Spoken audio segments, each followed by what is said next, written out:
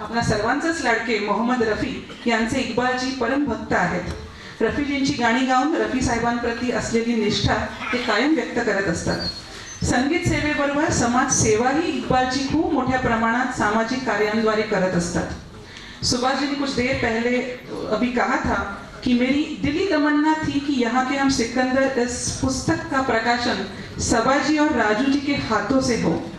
इकबाल जी, हम आपके शुक्रगुजार हैं कि आपके सहयोग से ये मुमकिन हुआ है और आज सबा जी और राजू जी खास मुंबई से इस समारोह के लिए आए हैं। बहुत बहुत धन्यवाद। दोस्तों, 54 साल की कला यात्रा की किसी पुस्तक के चंद पन्नों में समेटना बहुत ही बड़ी जिम्मेदारी है। एक महान कवि, शायर, गीतकार से नई पीढ़ी को वाकिफ कराने के इस सुभाष जी के सच्चे प्रयास को हम सबको दाद देनी पड़ेगी। व्यक्तिगत तौर पर तथा एक कलाकार के तौर पर मजरू जी का जीवन बड़ा संघर्षमय रहा है। जीवन में कड़वाहट का अनुभव करने के बावजूद कला के प्रति, जीवन के प्रति, मानवता के प्रति सकारात्मकता, आस्था, निष्ठा को बरकरार रखना कोई सामान्य बात नहीं। निकाह के पश्चात मजरू जी के बच्चे हुए। अपने लेखन में वो व्यस्त थे। किसी भी बच्चे के पैदा होने पर उन्होंने ये कभी नहीं पूछा कि बेटा हुई कि बेटी। 2 बेटियों के बाद जब मजरू जी को तीसरी बेटी हुई तब उनकी अम्मी और बीवी नाराज हो गए। अपने बच्चे को देखने मजरू जी जब गए तब हर बार की तरह उन्होंने ये नहीं पूछा कि बेटा हुआ या बेटी। बच्चा और माँ स्वस्थ है देखकर अपने काम पे जाने के लिए वो निकले। तभी किसी ने उनको रोकने की कोशिश की। मुड़ के देखा तो नन्हे से हाथों ने उनकी कमीज हाथ में पकड़ी थी। मजरू जी ने उसकी मासूम सूरत की तरफ देखा तो उन्हें लगा कि जैसे सुबह की शीतल कोमल हवा बह रही है और चारों ओर प्रसन्नता छाई हुई है। मजरू जी को पता चला कि उनको तीसरी बेटी हुई है। उसी पल से मजरू जी का अपनी इस बेटी से कुछ खास लगाव हो गया। उनके इस बेटी का बड़े प्यार से उन्होंने नाम सबा रखा।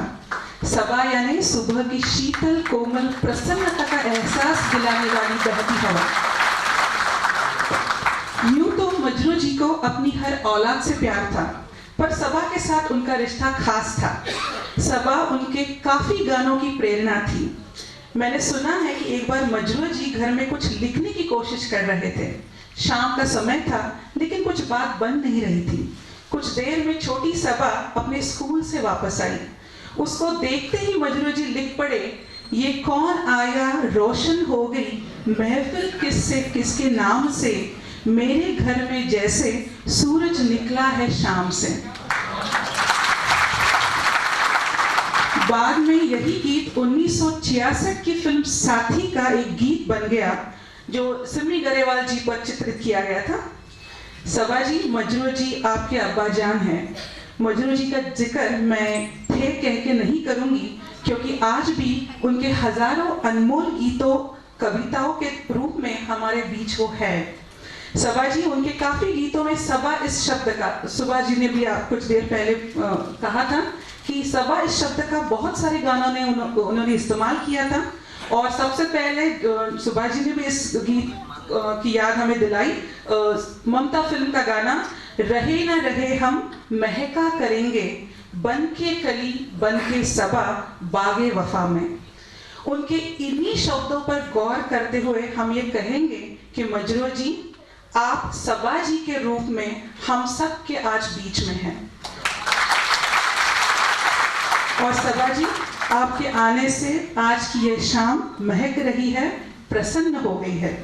सबा जी, आपके अब्बाजान के कला जीवन पर लिखी किताब का आज आपके और राजू जी के हाथों प्रकाशन हुआ है। क्या कहेगी आप इस मौके पर? यहाँ मौजूद सबके तरफ से मेरी आपसे गुजारिश है कि आप कुछ आपके मन में, आपके दिल में आज जो भावना है उनको प्रकट करें।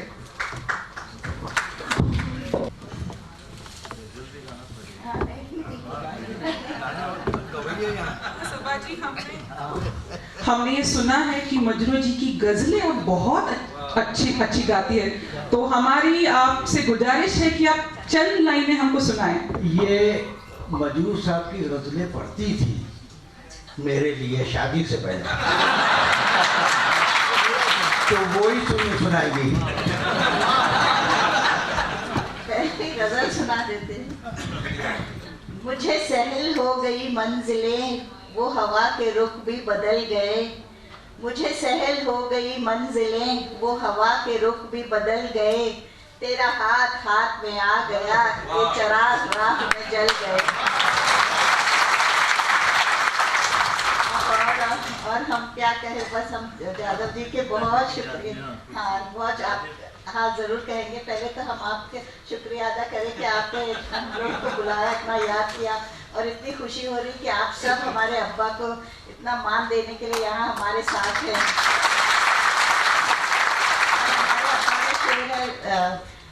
मैं अकेला ही चला था जानिबे मंजिल, लोग साथ आते गए, कारवां बनता गया। हमारे अब्बा का भी कारवां सैगल से लेके AR रहमान तक उन्होंने किया है, और नौशाद साहब से लेके AR रहमान तक, और KL सैगल से लेके आमिर खान, सलमान खान, सब, सैफ अली, शाहरुख, सबके साथ सबके फिल्में की हैं उन्होंने। और म्यूजिक डायरेक्टर्स में जैसे OP नैयर, RD बर्मन, उन लोग उनको बहुत लकी मानते थे क्योंकि उनके गाने से उन लोगों को फर्स्ट अवार्ड मिले हैं। जैसे आनंद मिलन को भी पापा कहते हैं, फर्स्ट मूवी का फर्स्ट सॉन्ग उनको मिला अवार्ड। फिर जतिन ललित को पहला नशा पहला Kumar, first film first award उनको मिला। तो उन लोग उनको बहुत लकी भी समझते थे।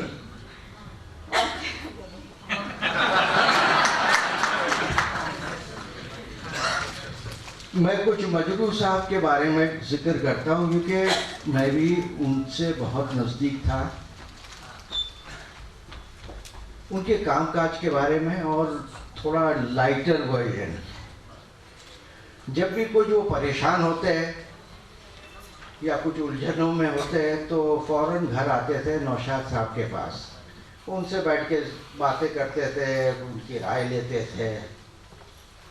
एक दिन वो आए और बोलने लगे, नौशाद भाई आजकल मैं शायर कम हूँ, फिटर ज़्यादा हो गया। तो नौशाद साहब ने पूछा भाई इसका मतलब क्या? बोले वो ये है कि आजकल के जो संगीतकार हैं वो धुन बना के दे देते हैं, बोलते इसमें आप बोल फिट करो, यानी कि कफन ला के देना पहले और बोलते इस साइज का मुर्दा इसमें फिट कर दो।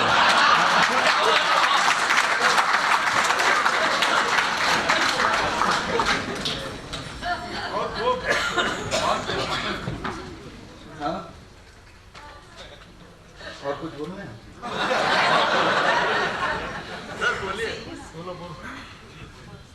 सुनने को बेकार जी हाँ बेकार।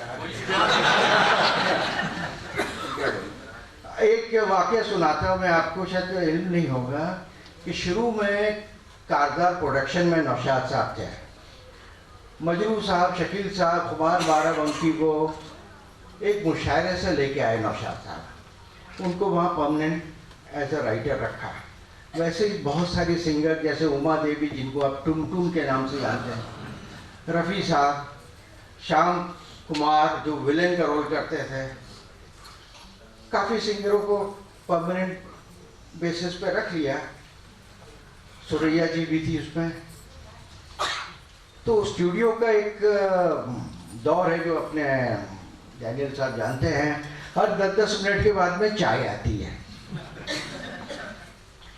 तो जब भी चाय आती थी तो लता जी बोलती थी, उनके ये शुरू का दौर था, नाय मला नको, चाह मला नको। अच्छा बार बार ये होने लगा तो मजरू साहब और नौशाद साहब ने पूछा, लता जी आप चाय नहीं पीती? बोले नौशाद भाई मैं बहुत पीती थी, मगर आप दोनों का वो गाना है ना, सुनने के बाद मैंने चाय पीना बहुत कम कर दिया। तो नौशाद साहब ने पूछा मेरा कौन सा ऐसा गाना था चाय के ऊपर? तो वो बोली वो आपका था ना शाहजहां में, चाहा बर्बाद करेगी हमें मालूम न था, रोते रोते ही कटेगी हमें मालूम न था। तो मजरू साहब ने बोला लता तुम उर्दू सीखो। अगर तुमको सिंगर बनना उर्दू सीखो। ये मराठी की चाह नहीं है, ये उर्दू की चाहत की चाह है।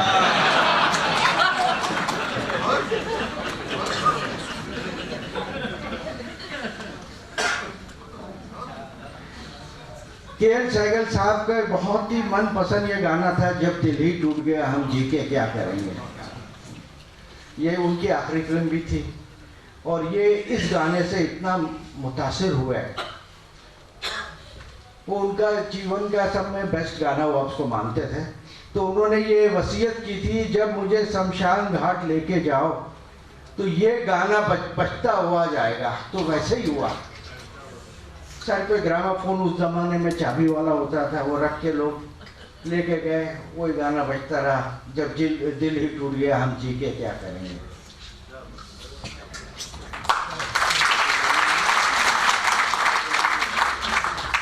अभी कह रही है कि और बताओ।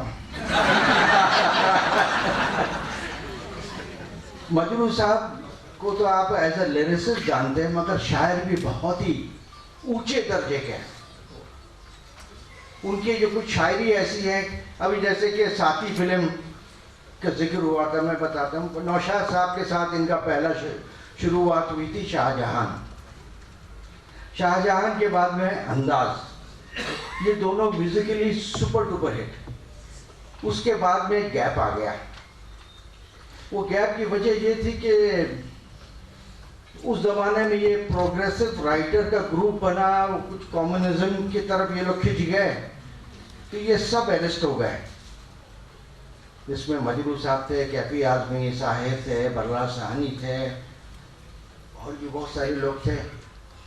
उनको कहा आप माफ़ीनामा लिख के दो तो आपको छोड़ देंगे। तो सबने लिख के दिया, मजरू साहब ने नहीं लिखा। बोला मैं माफ़ीनामा क्यों लिखूं, ये जमहूरियत है, डेमोक्रेसी, इसमें हर किसी को अपना ख्यालात का इजहार करने का हक है, तो मैं नहीं माफ़ी मांगूंगा। तो बोला फिर आपको जेल हो जाएगी। तो मैं ठीक है जेल कर दो। तो 3 साल वो जेल में रहे, बॉम्बे में आर्थर रोड जेल में। और उन्होंने जो ऐसा करारा जवाब दिया सरकार को अपनी शायरी के जरिए, हमको क्या रोके जिंदाने बला मजरूह, जिंदान कहते हैं कैद खाने को और बला कहते हैं मुसीबतें। हमको क्या रोके जिंदाने बला मजरूह, हम तो आवाज है दीवार से छन जाएंगे।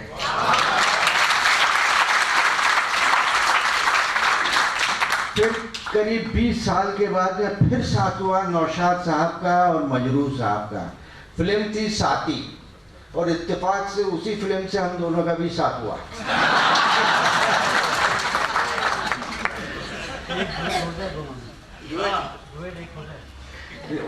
वो दौड़ गया।